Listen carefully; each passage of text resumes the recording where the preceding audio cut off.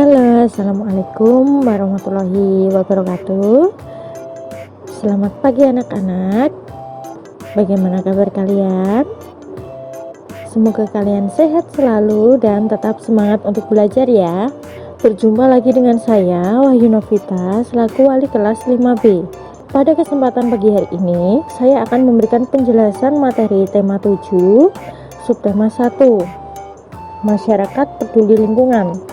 Sebelum kita lanjutkan pembelajaran pagi hari ini, alangkah baiknya anak-anak untuk like, komen, dan juga subscribe channel ini agar anak-anak tidak ketinggalan video terbaru dari channel saya. Silakan anak-anak siapkan buku LKS, buku tugas, dan juga alat tulisnya ya. Kita mulai pembelajaran pagi hari ini. PPKN, faktor penyebab keragaman di Indonesia. Faktor penyebab keragaman di Indonesia diantaranya yaitu pengaruh kebudayaan luar, faktor keturunan, faktor perbedaan kondisi geografis, dan keberagaman suku bangsa yang ada di Indonesia merupakan kekayaan yang dimiliki bangsa Indonesia. Keragaman suku bangsa merupakan salah satu alat pemersatu bangsa. Upaya yang dapat dilakukan untuk mengembangkan dan melestarikan kebudayaan nasional.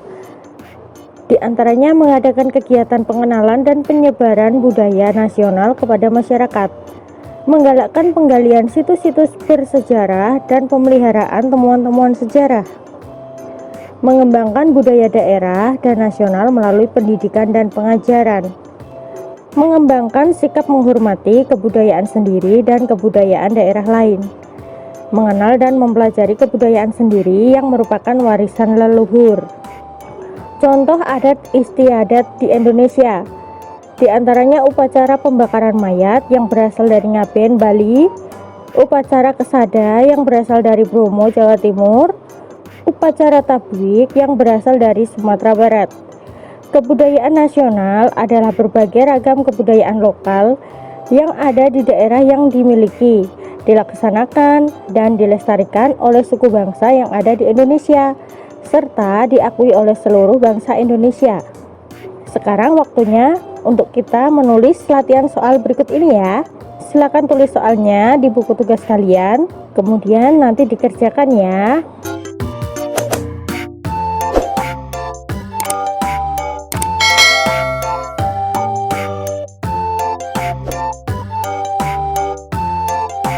Bahasa Indonesia, teks ulasan. Teks ulasan adalah teks yang berisi tinjauan dari suatu karya, baik berupa film, buku, benda, dan lain sebagainya yang bertujuan untuk mengetahui kualitas, kelebihan, dan kekurangan yang dimiliki karya tersebut. Ciri-ciri teks ulasan diantaranya memuat informasi berdasarkan pandangan atau pendapat penulis terhadap suatu karya. Pendapat penulis berdasarkan fakta yang diinterpretasikan dari karya tersebut. Untuk ulasan buku, novel, atau karya tulis lainnya sering disebut dengan resensi. Struktur isi teks ulasan yaitu judul, gambaran umum, penilaian, penafsiran, dan simpulan. Hal yang harus diperhatikan dalam membuat teks ulasan diantaranya: bacalah teks dengan teliti, ceritakan identitas bacaan secara lengkap, berikan penilaian secara objektif dan kritis. Kamus Besar Bahasa Indonesia atau KBBI. Kata baku adalah kata yang digunakan sesuai dengan kaidah bahasa Indonesia yang sudah ditentukan sebelumnya dan sesuai dengan ejaan yang disempurnakan atau EYD. Kata serapan merupakan kata-kata yang berasal dari bahasa asing yang telah terintegrasi ke dalam bahasa Indonesia yang telah diterima luas oleh masyarakat umum. Cara yang harus diperhatikan dalam menggunakan KBBI. Pilihlah sebuah kata dari daftar kosakata barumu, misalnya pilar. Bukalah kamusmu, carilah daftar kata yang dimulai dengan huruf P. Kata biasanya diurutkan abjad. Carilah daftar yang dimulai dengan kata pi. Kemudian carilah daftar yang dimulai dengan kata pil. Kemudian nanti kalian akan menemukan kata pilar. Latihan soal untuk kalian, silakan kalian tulis di buku tugas kalian masing-masing ya.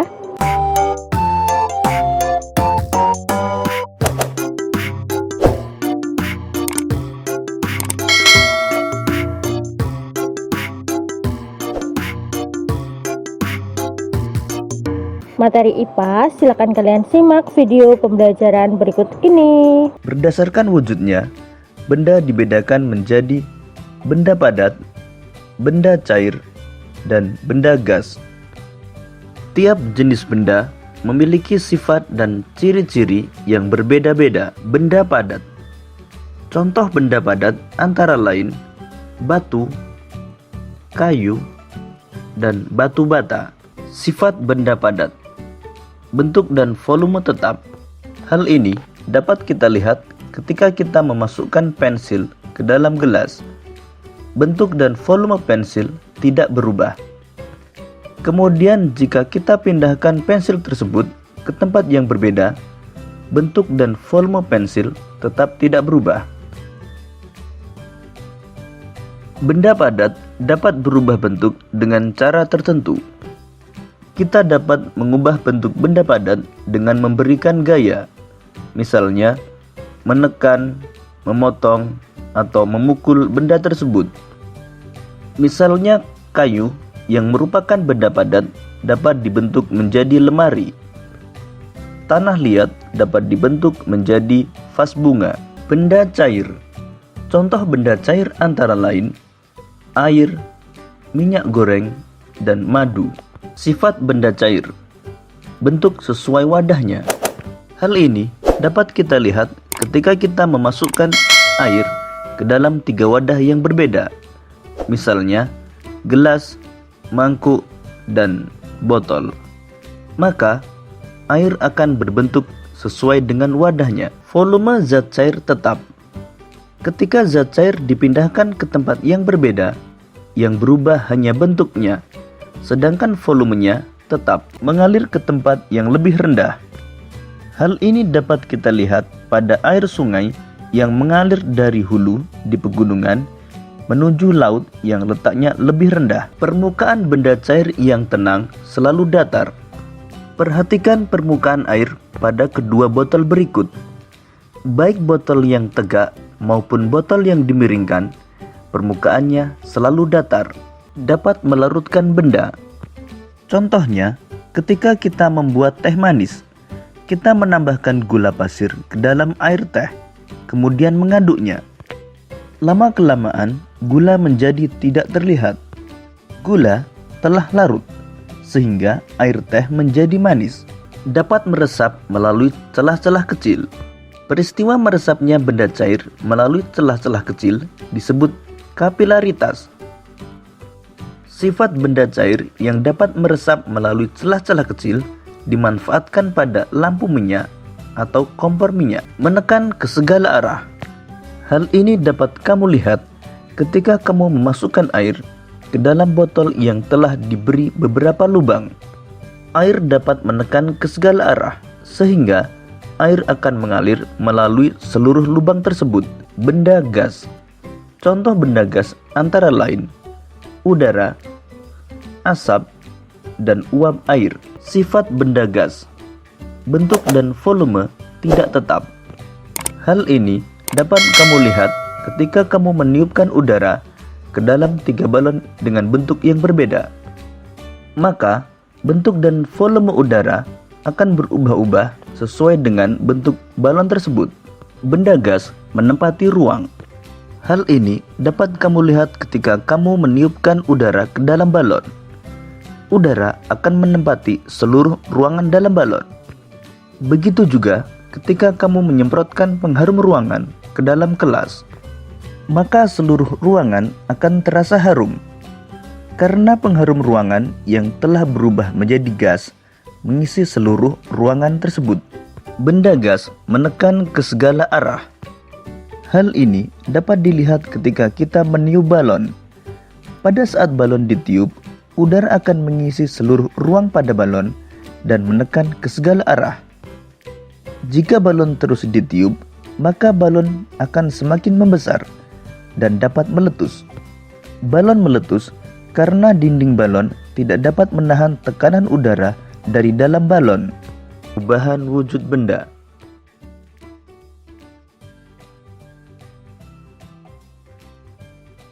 Perubahan wujud benda merupakan perubahan bentuk pada benda yang terjadi karena peristiwa penyerapan atau pelepasan kalor. Perhatikan bagan perubahan wujud benda berikut ini. Berdasarkan bagan tersebut, kita dapat mengetahui perubahan wujud dari padat menjadi cair disebut mencair. Sedangkan perubahan wujud dari cair menjadi padat disebut membeku. Perubahan wujud dari cair menjadi gas disebut menguap. Sedangkan perubahan wujud dari gas menjadi cair disebut mengembun. Perubahan wujud dari padat menjadi gas disebut menyublim. Sedangkan perubahan wujud dari gas menjadi padat disebut mengkristal. Dari bagan tersebut, kita juga dapat mengetahui bahwa mencair, menguap, dan menyublim merupakan perubahan wujud benda yang membutuhkan kalor atau menyerap kalor. Sedangkan membeku, mengembun, dan mengkristal merupakan perubahan wujud benda yang terjadi karena benda melepaskan kalor. Mencair merupakan perubahan wujud dari padat menjadi cair. Contoh peristiwa mencair antara lain es batu yang dibiarkan di ruang terbuka, lilin yang dipanaskan, memanaskan mentega. Membeku merupakan perubahan wujud dari cair menjadi padat. Contoh peristiwa membeku antara lain air menjadi es setelah dimasukkan ke dalam freezer, pembuatan agar-agar. Menguap merupakan perubahan wujud dari cair menjadi gas. Contoh peristiwa menguap antara lain air yang dipanaskan hingga mendidih akan menghasilkan uap air. Menjemur pakaian basah. Pakaian menjadi kering karena air pada pakaian menguap menjadi uap air. Mengembun merupakan perubahan wujud dari gas menjadi cair. Contoh peristiwa mengembun antara lain terbentuknya embun di pagi hari, adanya titik-titik air di bagian luar gelas yang berisi es. Menyublim merupakan perubahan wujud dari padat menjadi gas. Contoh peristiwa menyublim antara lain kapur barus yang diletakkan di lemari. Kapur barus lama-kelamaan akan mengecil dan habis. Mengkristal merupakan perubahan wujud dari gas menjadi padat. Contoh peristiwa mengkristal antara lain pembuatan es kering. Es kering merupakan es yang dibuat dari gas karbon dioksida. Proses terbentuknya salju. Nah, setelah kalian menyaksikan video pembelajaran tersebut, sekarang saatnya kita mengerjakan latihan soal. Silakan tulis soal berikut ini di buku tugas kalian masing-masing ya.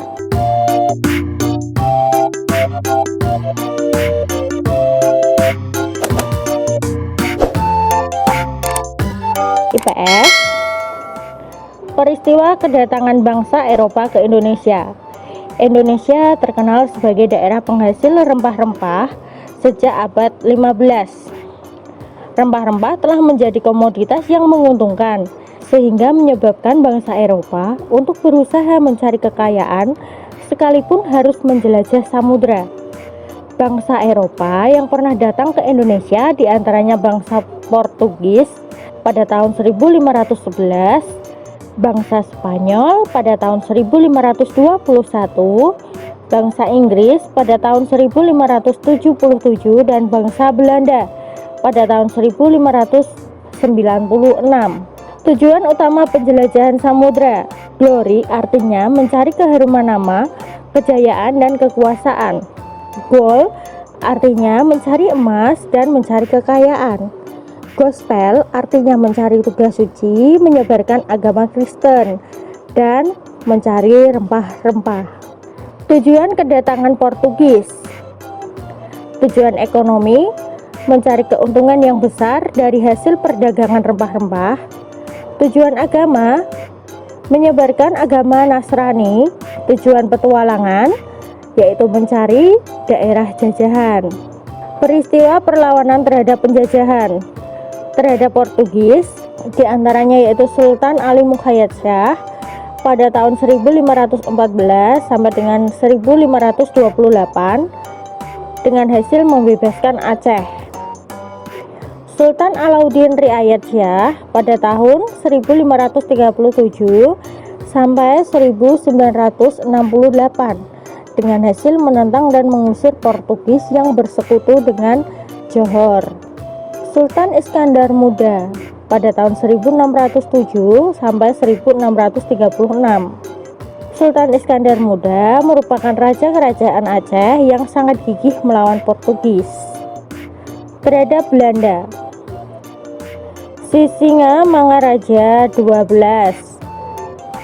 dari Sumatera Utara, Pangeran Antasari dari Banjarmasin, Kalimantan Selatan, Sultan Hasanuddin dari Makassar, Pangeran Diponegoro dari Yogyakarta, Patimura dari Maluku, dan Silas Papare dari Papua. Nama-nama tersebut adalah tokoh yang bergerilya pada peristiwa terhadap penjajahannya. Peristiwa pergerakan nasional.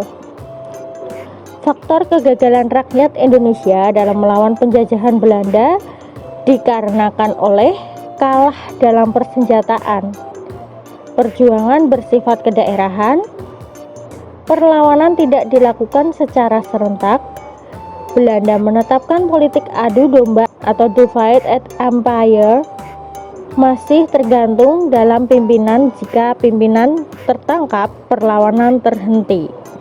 Pergerakan nasional adalah bentuk perlawanan bangsa Indonesia terhadap kaum penjajah tanpa menggunakan kekuatan senjata, tetapi menggunakan organisasi yang bergerak di bidang nasional. Faktor internal diantaranya perlakuan diskriminatif dari kolonial Barat atau Belanda menimbulkan kesengsaraan dan penderitaan terhadap rakyat Indonesia. Adanya kenangan kejayaan masa lalu, yaitu kejayaan Sriwijaya dan Majapahit. Lahirnya kaum cendekiawan akibat adanya politik etis. Lahirnya kelompok terpelajar Islam. Kesadaran bangsa Indonesia akan harga dirinya sebagai suatu bangsa yang ingin hidup bebas dan merdeka. Faktor eksternal diantaranya kemenangan Jepang atas Rusia pada tahun 1905, kebangkitan nasional negara-negara tetangga seperti India dan Filipina, pengaruh masuknya paham-paham baru seperti nasionalisme dan demokrasi. Ciri-ciri pergerakan nasional diantaranya yaitu pergerakan bersifat kebangsaan, pergerakan menggunakan sistem organisasi yang modern dan demokratis, serta tidak terpusat pada pimpinan. Pergerakan didirikan oleh kaum terpelajar yang memiliki pandangan luas dan jauh ke depan. Bentuk perjuangan tidak bersifat fisik. Masa awal pembentukan pergerakan nasional. Masa pembentukan yaitu terjadi pada tahun 1908 sampai 1920. Organisasi masa awal pembentukan pergerakan nasional diantaranya yaitu Budi Utomo yang didirikan oleh Dr. Sutomo pada tahun 20 Mei 1908 dan ini diperingati sebagai Hari Kebangkitan Nasional. Syarikat Islam yang dipelopori oleh Haji Samanudi pada tanggal 16 Oktober 1905. Muhammadiyah yang diketuai oleh Kiai Haji Ahmad Dahlan pada tanggal 18 November 1912 dan Indich Party atau IP yang didirikan oleh 3 serangkai yaitu Dawes Dekker, Dr. Cipto Mangunkusumo, Ki Hajar Dewantoro pada tanggal 25 Desember 1912. Masa radikal adalah masa di mana muncul organisasi-organisasi politik yang tidak mau bekerja sama dengan pemerintah Hindia Belanda dalam mewujudkan cita-cita organisasinya. Masa radikal atau non-kooperasi pada tahun 1920 sampai 1930 berdiri organisasi seperti Perhimpunan Indonesia atau PI pada tahun 1908, oleh Sultan kesayangan dan RM Noto Suroto di Belanda. Partai Komunis Indonesia atau PKI pada tahun 1914 oleh Hans Nevliet di Semarang. Partai Nasional Indonesia atau PNI pada tanggal 4 Juli 1927 oleh Insinyur Soekarno di Bandung. Masa moderat terjadi pada tahun 1930 sampai tahun 1942. Berdiri organisasi seperti Parindra yang didirikan oleh Dr. Sutomo sampai wafatnya yaitu tahun 1938. Kemudian diteruskan oleh Buryaningrat.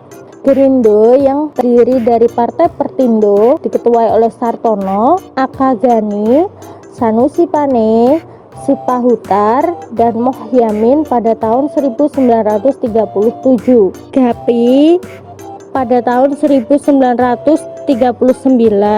GAPI berdiri atas terjadinya penolakan petisi oleh Sutarjo yang didukung oleh Parindra, Gerindo, Pasundan, Pemersatu Minahasa, PSII, PII, dan Perhimpunan Politik Katolik Indonesia.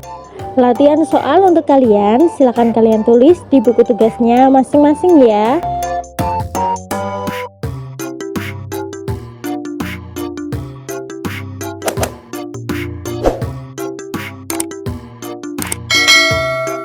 SBDP.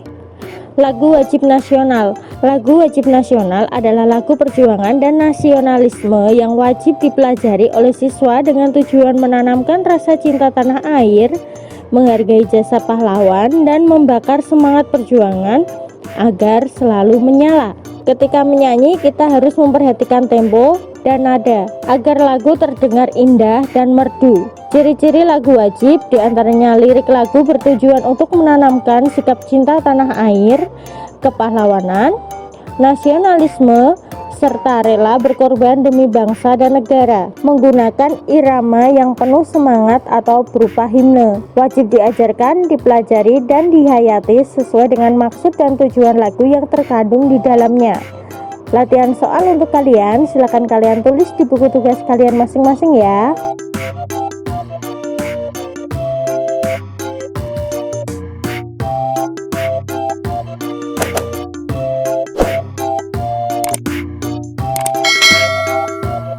Kerjakan soal tersebut di buku tugas kalian. Batas pengumpulannya sore ini pukul 4 sore. Cukup sekian pembelajaran dari Ibu. Semoga bermanfaat untuk kalian. Kita berjumpa lagi di pembelajaran daring berikutnya. Wassalamualaikum warahmatullahi wabarakatuh.